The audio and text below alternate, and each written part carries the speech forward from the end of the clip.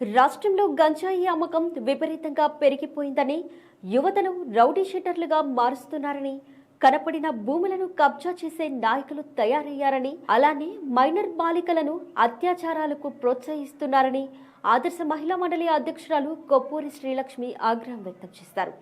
శుక్రవారం సాయంత్రం అంబేద్కర్ సెంటర్లో ఆమె నిరసన వ్యక్తం చేశారు. రాష్ట్రంలో జరుగుతున్న అన్యాయాల గురించి స్పెసిఫిక్గా మా ఏరియాలో కూడా జరుగుతున్న అన్యాయాల గురించి మేము ఎప్పటి నుంచో పోరాడుతూ ఉన్నామండి. ఈ డ్రగ్ మాఫియా కానీ, చిన్నపిల్లల విషయంలో కానీ, భూదందాలు కానీ, మైనర్ బాలికల రేపు విషయంలో కానీ ఇవన్నీ మేము పోరాడుతూనే ఉన్నాము. ఎన్నిసార్లు చెప్పినా చెవిటోడి సేవలో చెంక బూదినట్టే వైసీపీ నాయకులు ప్రవర్తిస్తూ ఉన్నారు. ఇప్పుడు కూడాను మా ఏరియాలో ఉన్న లేకపోతే రాష్ట్రంలో ఉన్న ఈ గంజాయిని ఆపకపోతే చిన్నపిల్లల జీవితాలు పాడైపోతున్నాయి. చిన్నపిల్లలు నాశనం అయిపోతున్నారు. మైనర్ బాలురు పిల్లలు స్కూల్కి వెళ్ళే పిల్లల్ని బిస్కెట్లు, చాక్లెట్లు ఇచ్చి వాళ్ళకి గంజాయి అలవాటు చేసి వాళ్ళని చట్టంలోకో లేకపోతే పాడుపట్ల ఇళ్లలోకి తీసుకెళ్ళి వాళ్ళ జీవితాలని పాడు చేస్తూ ఉన్నారు. మా ఏరియాలో జరుగుతున్న ఈ అన్యాయాల గురించి ఎన్నోసార్లు మేము అడిగిన ప్రభుత్వ అధికారులు కానీ ఎన్ని పట్టించుకోలేదు. ఇదొక ఎత్తు అయితే భూదందాలు మా ఏరియాలో ఉన్న మాసు పేదలందరికీ ఇళ్ల స్థలాలు ఇస్తే మాట్లాడలేని వాళ్ళ దగ్గరికి అలా వెళ్ళేసి వాళ్ళని ఖాళీ చేయించేసి వీళ్ళే బీఫారాలు, వీళ్ళే ఎంఆర్ఓ లాగా ఫీల్ అయ్యి ఎంఆర్ఓ సంతకం ఫోర్జరీ చేసి బీఫారాలు సృష్టించి అవి వేరే వాళ్ళకి లక్షల రూపాయలు అమ్ముకుంటూ వస్తున్నారు. అది కాదని ఎస్సీలు, బీసీలని వాళ్ళందరినీ కొట్టడం, ఇక్కడ తన్నులు తిన్న వాళ్ళు కూడా ఈ మహిళల్లో తన్నులు తిన్న వాళ్ళు ఉన్నారు, భూ కబ్జాలు అయిన వాళ్ళు ఉన్నారు, మైనర్ బాలికలు గంజాయికి అలవాటు అయిన తల్లులు ఉన్నారు. వాళ్ళందరూ బయటికి చెప్పుకోలేక ఎంతో బాధపడుతున్నారు. ఇది మారాలని మేము ఈ రాష్ట్రంలో 5 సంవత్సరాల నుంచి పోరాడిన ఎందుకు న్యాయం జరగలేదు కాబట్టే మేము ఢిల్లీ దాకా వెళ్ళి మోదీ గారి దగ్గరికి వెళ్ళి ఈ బదిరాంధ్ర పాలనపై ఏకలవ్య నిరసన అనే ఒక స్లోగన్తో మేము ముందుకొచ్చి ప్రజలకి, మహిళలకి తెలియజెప్పాలనే ఉద్దేశంతో వచ్చామండి. నా పేరు కోపూరి లక్ష్మి అండి. ఆదర్శ మహిళా మండలి అధ్యక్షురాలుగా చేస్తున్నాను. మాకు సహకరించిన ఫస్ట్ నుంచి ఈ రోజు వరకు మాకు సహకరించిన ముందు మీడియా మిత్రులకి అందరికీ నమస్కారాలు తెలియజేసుకుంటూ, ఒక 2 రోజులు ఈ ప్రభుత్వానికి టైం ఇస్తున్నామండి. దీని గురించి ఎంక్వైరీ చేసి అసలు దొంగలు ఎవరు, నిన్న సాక్షిలో దొంగలుగా ఉన్న బీఫారాలు సృష్టించిన వాళ్ళనే సాక్షిలు వేసి వాళ్ళయే నేను సృష్టించానని మళ్ళీ తిప్పి నా మీద పేపర్ స్టేట్మెంట్ ఇచ్చారు. అందుకని దానికి నిరసనగా నేను రేపటి నుంచి నేను నా కాలనీలోనే స్వర్ణ భారతి నగర్, కృష్ణ తులసి నగర్ డి బ్లాక్లో నేను ఆమరణ నిరాహార దీక్షకు కూర్చుంటున్నాను. అధికారులు వచ్చి నిజంగా నేను ఫోర్జరీ సంతకం చేశామా, మేము భూదందాలు చేశామా, దొంగతనాలు చేసి ఏం చేశామా నిరూపించి మాది తప్పైతే జైలు వేయమనండి, వాళ్ళది తప్పైతే శిక్షించమనండి. రేపటి నుంచి నేను మా కాలనీలోనే, బయట అయితే ప్రభుత్వ అధికారులు వాళ్ళందరూ ఊరుకొని మా కాలనీలోనే నేను రేపటి నుంచి ఆమరణ నిరాహార దీక్ష కూర్చుంటున్నానండి.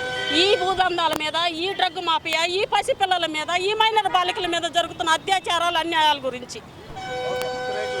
లక్ష్మి గారు నాకు మొదటి నుండి కూడా మంచి సోషల్ వర్కర్గా తెలుసు.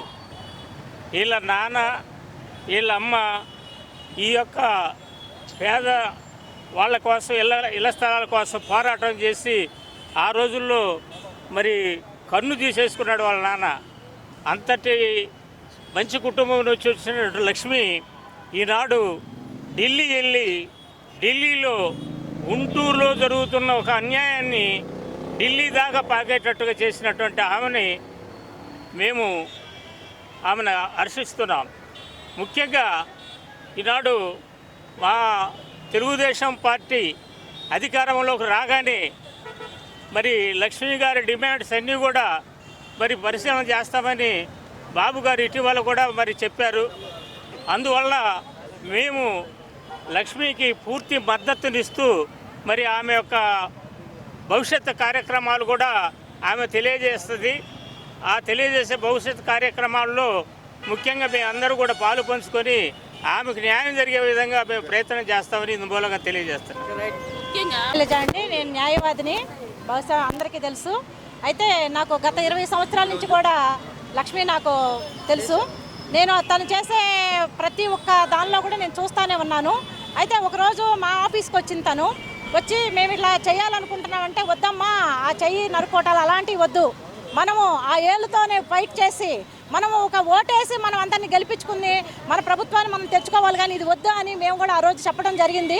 కానీ తను ఎవ్వరితో కూడా అందరినీ కూడా చెప్పింది చూసింది. పెద్ద పెద్ద నాయకులకి అందరికీ చెప్పుకొని ఉండొచ్చు, లేదా పెద్ద పెద్ద అడ్వకేట్స్కి అందరినీ కూడా సలహాలు తీసుకుంది కానీ అందరూ వద్దన్నారు. కానీ తనంతట తను ఈ బాధలు భరించలేక, అక్కడ జరుగుతున్న అన్యాయాలు సహించలేక తను ఒక మహిళ ఢిల్లీ దాకా వెళ్ళి ఒక చెయ్యి నరుకోవటం జరిగింది. అది ఎంత ఈ రోజుకి స్టిల్ తను ఎంత బాధపడుతుందో మనం అందరం చూస్తున్నాము. ఆ అమ్మాయి అది నరుక్కునేటప్పుడు ఎలా చేసిందో తెలియదు, కానీ ఈ రోజు కూడా ఆ అమ్మాయి ఎంత బాధపడుతుందో మనం చూస్తున్నాము. అయితే ఆ బాధ దేనికి పడుతుంది? జనం కోసం పడుతుంది. ఆ జనం ఎంతమందికి అక్కడ జరుగుతున్న అన్యాయాలు, ఎంతోమంది ఇక్కడ ఉన్న మహిళలు ఉన్నారు, వేల మంది మహిళలు.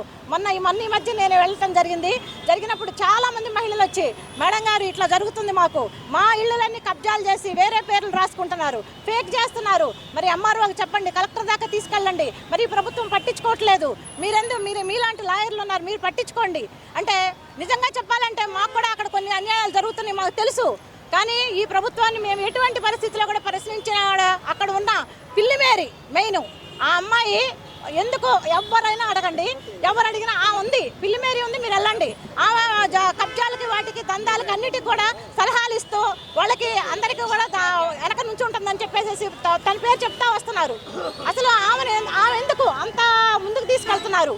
ఎందుకంటే ప్రభుత్వం ఉంటే ప్రతి ఒక్కరికి కూడా మనకి సహాయం చేయాలి.